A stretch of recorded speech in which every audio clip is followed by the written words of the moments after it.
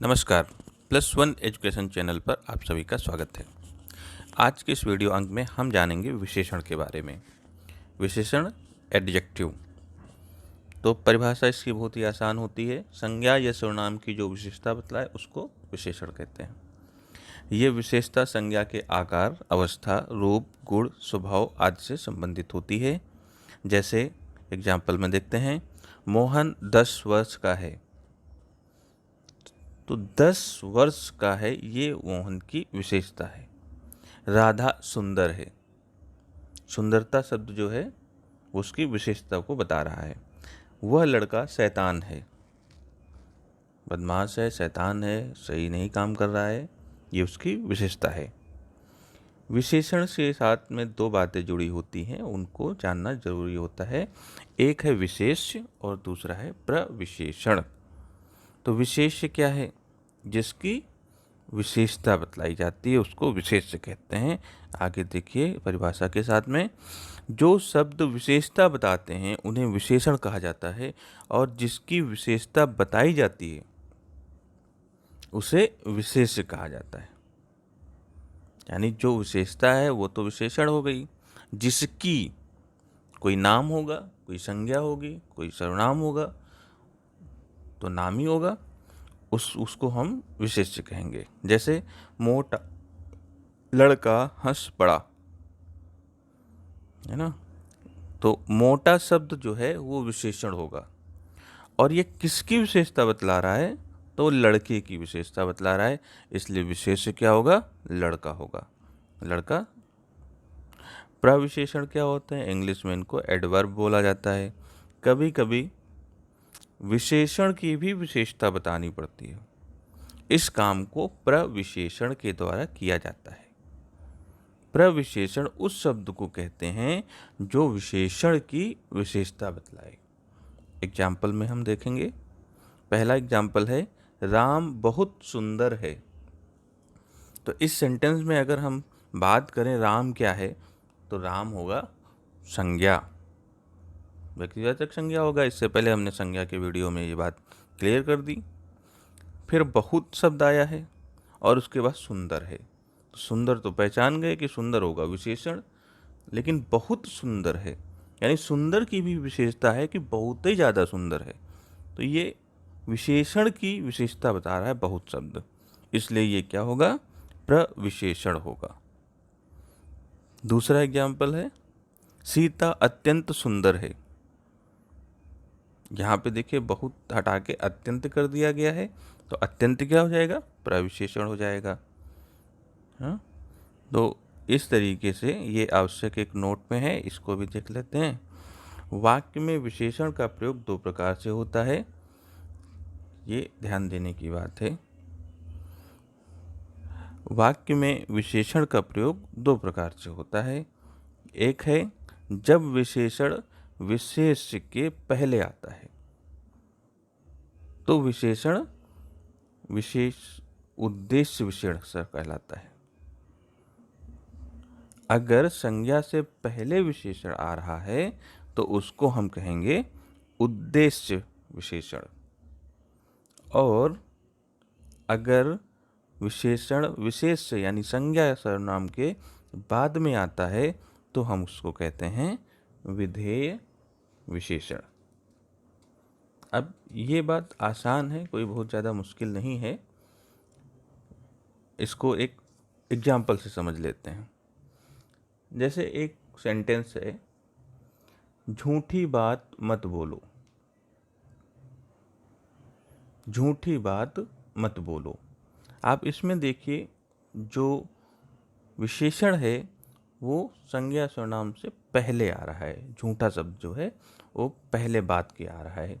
और दूसरा एग्जाम्पल हम इसी को बदल देते हैं, वह बात झूठी थी। तो यहाँ बात जो है उसके बाद में झूठा शब्द आ रहा है, तो यही है उद्देश्य विशेषण और विधेय विशेषण। हम जान लेंगे कि विशेषण की पोजीशन क्या है। अगर संज्ञा से पहले लगा हुआ है तो उद्देश्य विशेषण, और अगर संज्ञा या सर्वनाम के बाद में लगा है तो हम उसको कहेंगे विधेय विशेषण। अब विशेषण के भेद, तो विशेषण के मुख्य भेद जो हैं वो तो सभी विद्वानों ने 4 ही माने हैं, कहीं कहीं 6 भी दिख जाएंगे, तुलनाबोधक विशेषण और इस तरीके से आगे और जो है बना दिए गए हैं संबंधवाचक विशेषण। लेकिन जो मुख्य 4 विद्वानों ने स्वीकार किए हैं, जो व्याकरणाचार्यों ने स्वीकार किए हैं, उन पे हम पहले बात कर लेते हैं। वो हैं 4: गुणवाचक, संख्यावाचक, परिणामवाचक और सार्वनामिक विशेषण। 2 और आप अगर पढ़ना ही चाहते हैं तो तुलनाबोधक और संबंधवाचक विशेषण भी होते हैं। गुणवाचक विशेषण, गुण का मतलब क्वालिटी से होता है, याद रखिएगा, जहाँ पे उसकी क्वालिटी पता चलती हो। जो शब्द संज्ञा अथवा सर्वनाम के गुण, धर्म, स्वभाव का बोध कराते हैं उन्हें गुणवाचक सर्वनाम कहते हैं। गुणवाचक विशेषण,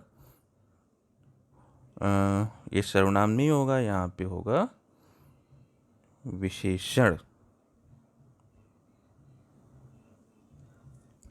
गुणवाचक विशेषण अनेक प्रकार के हो सकते हैं, जैसे कालबोधक, जहाँ पे समय का पता चलता हो, नया, पुराना, ताज़ा, मौसमी, प्राचीन, इस तरीके से। रंग बोधक, काला, पीला, हरा, नीला।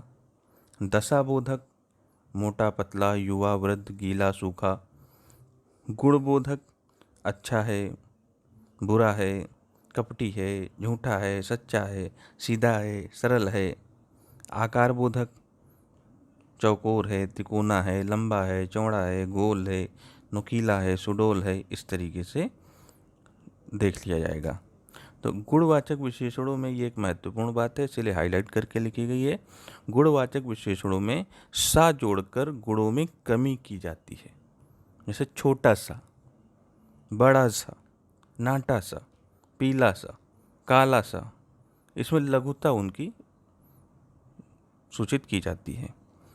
दूसरा विशेषण था संख्यावाचक, यानी यहाँ नंबर के बारे में पता चले।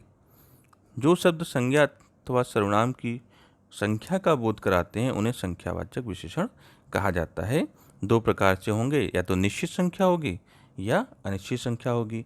तो निश्चित संख्या होगी तो एग्जैक्ट फिगर हमको पता चलेगा, 10, 5, 3, 2, इस तरीके से। निश्चित संख्यावाचक के भी आगे 5 भेद हो जाते हैं, और जैसे गणनावाचक, क्रमवाचक, आवृत्तिवाचक, समुदायवाचक और प्रत्येक बोधक। तो गणनावाचक में जहाँ पे 1, 2, 3, 4, 8 इस तरीके से मिल जाए आपको। क्रमवाचक पहला, 10वां, 100वां, चौथा, इसमें क्रम पता चल रहा है। आवृत्तिवाचक तिगुना, चौगुना, 100 गुना। समुदायवाचक चारों, आठों, तीनों। प्रत्येक बोधक, प्रत्येक में देखिए एक लगाई है, हर एक, प्रत्येक, एक एक, इस तरीके से।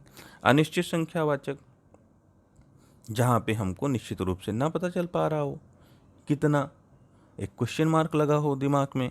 जैसे देखिए कुछ आदमी चले गए, अब कुछ कितने आदमी हैं ये पता इसमें नहीं चल रहा है, इसीलिए अनिश्चय है।